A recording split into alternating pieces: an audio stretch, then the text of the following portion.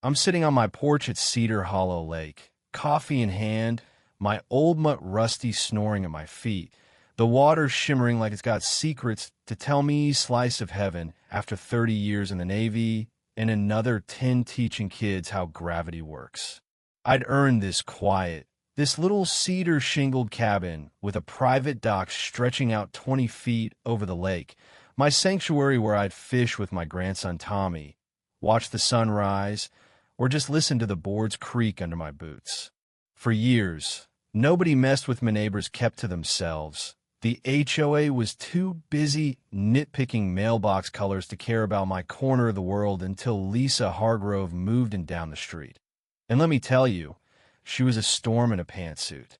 Lisa wasn't just any neighbor, she was the kind of woman who walked around with a tablet like it was a scepter, her blonde bob so sharp it could cut glass, always barking into a Bluetooth like she was running a war room instead of a suburban HOA. Within weeks of moving in, she'd sweet-talked her way into being HOA president. Nobody else even ran against her, probably because they saw that glint in her eye, the kind that says, "Cross me, and I'll measure your lawn with a ruler." I didn't care much at first. My place was outside the cookie-cutter cul-de-sacs, my deed crystal clear on lake access and dock rights, checked and double-checked when I bought the place. But then one morning, I spot her silver SUV creeping along my driveway, idling just long enough to make Rusty lift his head and growl. I brushed it off, maybe she was lost, but a few days later, a letter lands in my mailbox, all official HOA letterhead, claiming my dock was encroaching on community shoreline, and I needed to file for permission to keep it. Permission for a dock that's been here since Nixon was in office. I tossed the letter, figured it was a mistake, but Lisa wasn't playing. She started showing up first, just walking her yappy little dog by the lake, snapping pictures of my dock like she was paparazzi, then standing on the public trail across the water, staring at it for a solid 20 minutes like she was plotting its funeral. I kept my cool, sanding down a rail, earbuds in, pretending she wasn't there, but the emails kept coming. "Dear Mr. Harlan, please comply with dock usage guidelines. Dear Mr. Harlan, unauthorized structures violate community standards." Unauthorized, my Ask the County survey show my lot stretched 10 feet past the dock, grandfathered in for 79, no question. I called my buddy Mike, a lawyer who'd seen his share of HOA nonsense, and he laughed. "She's got no ground, Tom, but she's got a printer and a vendetta watcher back." It wasn't just about the dock, I realized. Lisa wanted control, needed to flex her new title, and I was the guy who didn't bow. She'd already fined half the neighborhood for dumb, stuff to tall grass, unapproved birdhouses, but my dock? That was her white whale. One afternoon, I'm trimming my hedges when I see her, bold as brass, standing on my dock, having hopped the locked gate like it was nothing. I yell down, "Hey, that's private property." She spins around, flashes this fake smile, and says, "Oh, Tom, just doing a compliance check for the board." Compliance check? I'm fuming, but keep it steady. "Get off my dock, Lisa." She waves her tablet. I'm authorized to assess shoreline usage. One more step, and I'm calling it trespassing. She stares me down, snaps one last photo, probably got Rusty in it. 2, then saunters off. That night, I'm on the phone with Mike and the county clerk, pulling every document I've got, deeds, surveys, even a letter from the old owner about the dock's history. I wasn't just ready, I was locked and loaded. Things got quiet for a bit, like the calm before squall. I'm repainting the dock, checking bolts, sipping coffee, when I catch her again, Lisa, out on my dock at dawn, filming like she's Spielberg, her heels clicking on my boards. I don't shout this time. I walk down, Rusty trailing, and say, "You're trespassing, Lisa." She doesn't even flinch, just keeps recording, muttering, "This is for the Shoreline Committee meeting." I laugh cold. "There's no meeting." She smirks. "Oh, there will be. We've had complaints." "From who?" "You." I pull out my phone, snap a picture of her standing there, and her face twitches just a flicker, but I know I got her rattled. "I'm documenting you too." I say. She stomps off, her SUV peeling out, tires chewing up my grass. Then when I file a trespassing report, time-stamped photo and all, because this isn't a game anymore, this is war. The HOA doubles down, sending me 3 letters in one go.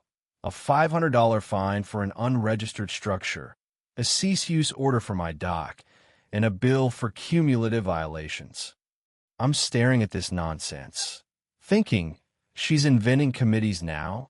Sure enough, Lisa's created some lakefront preservation task force, with her as chair, citing erosion risks and resident concerns. I'm done playing nice.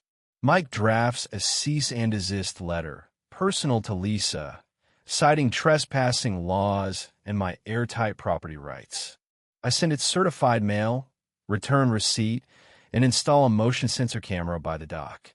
2 days later, my phone pings at 6 a.m. There's Lisa, clipboard in hand, taping a laminated sign to my dock that says, "Pending review. Do not use." I rip it down, shout, "What the hell is this?" She's already halfway to her SUV, calling back. "You'll hear from us soon, Tom." I'm shaking, not with fear, but with that old Navy focus game on. I decide to take the fight to the neighborhood. I print 24 packets maps, surveys my deed, a letter explaining the dock's been legal since '79, and go door to door. Most folks didn't even know there was a problem. They thought Lisa's shoreline safety flyers were about algae or something. One guy, Javier, a water district worker, shakes my hand and says, "I've seen HOAs pull this crap before, good for you, man." Another neighbor, Sarah, tells me Lisa fined her for a therapy swing for her kid with autism. People start talking, texting, dropping off pies and muffins like I've accidentally started a revolution.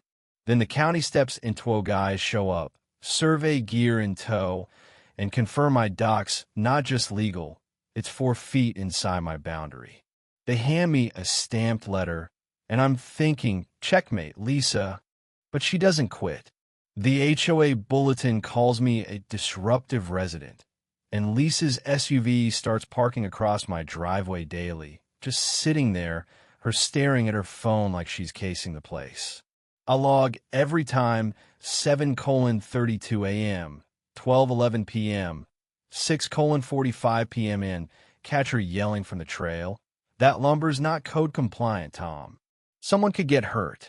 I record her right back, and she freezes, then bolts. Next, a fake violation sign shows up on my mailbox. I'm at the sheriff's office the next day, filing a harassment complaint with videos, logs, everything. The deputy nods. Yeah, Lisa's name's come up before power trips mostly. That evening, the HOA vice president, Mark, calls to apologize, says Lisa's acting solo, and they're voting on her soon. I'm hopeful, but I'm not holding my breath. Then it happens, a moment that changes everything. I'm on the dock, Rusty by my side, when I hear gravel crunch. Lisa's SUV rolls right down my driveway, stops inches from the dock, engine humming. She steps out, phone up, filming, narrating. This structure violates HOA code. I notice her car is still in neutral, no parking brake, just sitting there on the slope. "Lisa, your car." I yell. She ignores me, keeps filming, smug as ever. Then at Mavisa, slow lurch, tires hitting the dock's edge. She spins, eyes wide, and sprints to the door, but it's locked. She's fumbling with her keys, screaming, "No, no, no," as the SUV rolls forward, boards groaning, and splash it nosedives into the lake, bubbles hissing, papers floating, her clipboard sinking like her pride. I call 911. Calm as can be. "Yeah, a car just rolled into the lake off my dock. Driver's fine, but it's sinking."